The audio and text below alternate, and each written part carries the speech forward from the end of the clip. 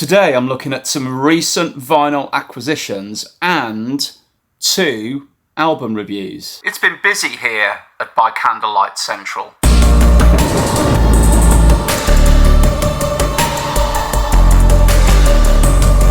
Welcome to By Candlelight, beaming goth, dark wave and post-punk straight into your brain. Come into this room, come into this gloom, see the red light rinsing. You're not wrong, Susie. So I went into my beloved local record shop last weekend, which is... You've heard me talk about Carnival Records before, haven't you? It's so nice to be able to walk from my home to a record store that has been voted one of the best in the world. Twice. I've said it before, the guys in Carnival are a great bunch. They're knowledgeable, friendly, and it's always a pleasure to visit them. But imagine my surprise when just 10 minutes after arriving, they tell me that they've had a load of Christian death in. Then imagine my frustration when I spot a fellow Homo sapien stood exactly where this Christian death hall was believed to reside. That always happens, doesn't it? You end up kind of hovering, but not too close as to appear intimidating, but not too far in case someone else swoops in and steals your loot. So you absent-mindedly start rifling through the nearest crate, not realising that you're actually in the blues jazz section. Your fear is that the blockage in human form will then turn to you and say, I don't even like Christian death. I'm actually here for some Teddy Swims.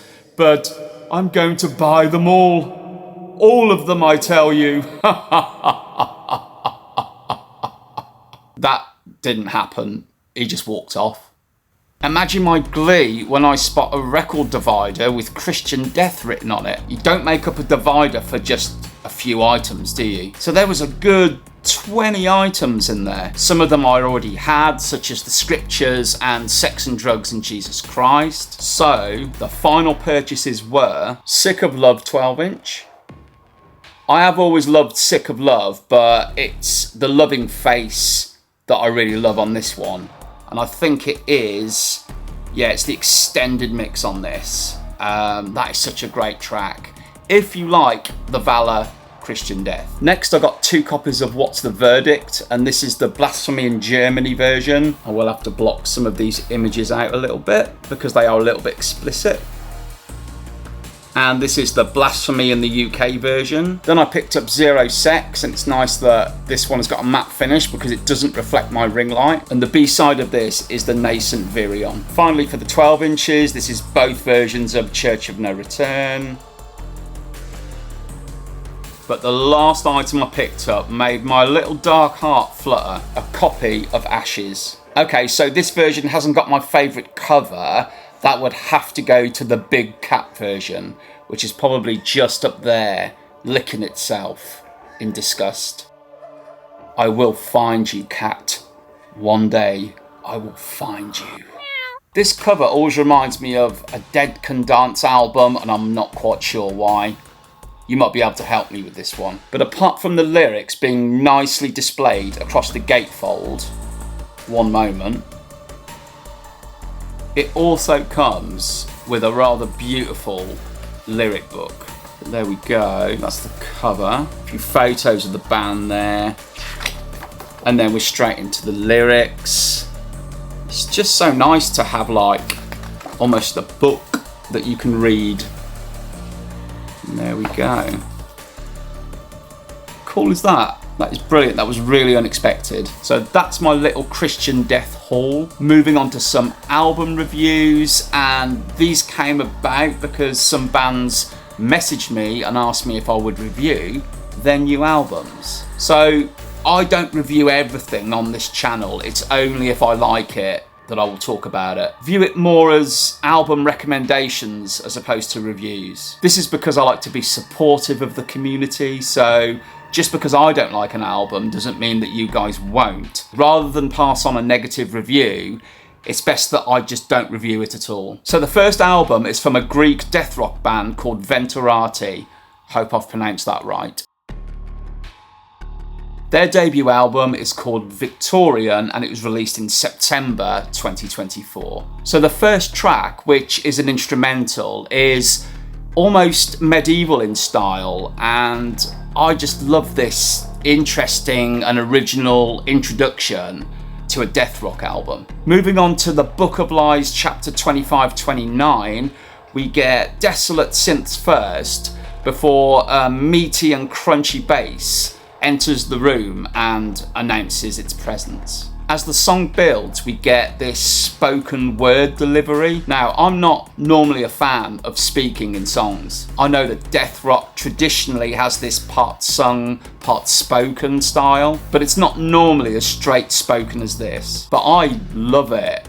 I mean, what a voice. And it just builds in dynamics as the song builds. It doesn't race along, but it seems as though the death rock elements are there with use of an organ and either discordant or semitonal changes to the notes that give it that real horror kind of vibe. Mertale feels more trad goth rock and is utterly beautiful and haunting. We get singing in this one as well, so that's when we realise that it's not going to be a spoken word album. Those backing vocals too. Oh, Victorian Night is guaranteed to make your head nod, and again, not so much death rock than just straight goth rock, as most of the album so far feels more romantically vampiric. Sin City has this spindly melodic guitar that weaves you into its web,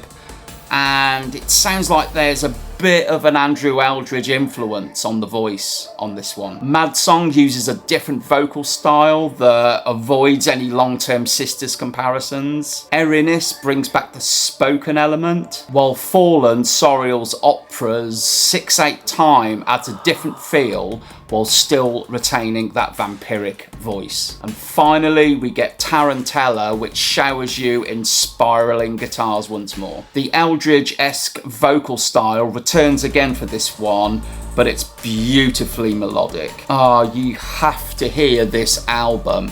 It's so good. Personally, I wouldn't call it death rock, but that's not a criticism here. For an album that barely breaks into a trot, the variety in vocal delivery is amazing, but it's actually the straightforward songwriting that you really notice here. An essential listen. I'll post links to their Bandcamp down below. The second album I have for you is Thin Eater's self-titled album, which was released in March 2025. Thin Eater are a duo from Sweden, and this is their debut album. From the outset, this mixes synths and guitars, but oh my, you get another charismatic voice that just slaps you in the face on Misery. Silently Quitting at the Speed of Light has this driving, distorted bass that is head nod inducing.